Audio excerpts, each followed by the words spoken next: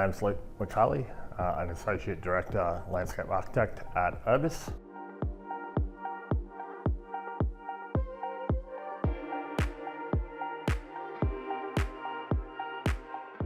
So the brief essentially was to provide a splash park for kids when the stingers and if it's crocodiles and the river's a safe place for kids to enjoy the water.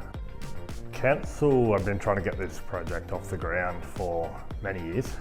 So they've done a lot of community engagement. The community really wanted it focused on nature-based play. Wanted shade, picnic areas and lots of seating. They didn't want a big bucket and that cliche looking splash park. It's inspired by the location, so there's two distinct areas. So the top area of the splash park's got to do with the Daintree rainforest, and then the connecting Mossman Gorge, which connects down to the bottom area, which is sea life themed. Another big influence is all the significant Melaleuca trees on site, so that guided some of the colour palette. So we were able to make a Melaleuca motif and laser cut that into the whole furniture suite. The council liked it so much they want to etch it into the switchboard now.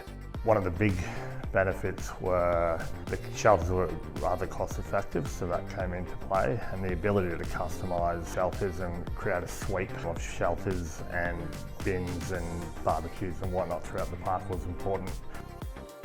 Port Douglas is known for a lot of wet weather, including a lot of damaging cyclones up there. So to be able to get a cantilever on the shelters and have it cyclone rated was incredible. What started out as a concept about play and shade and country has really now turned into the social fabric of Port Douglas. So I'm really looking forward for my first holiday with my family to take the kids up there and show them around.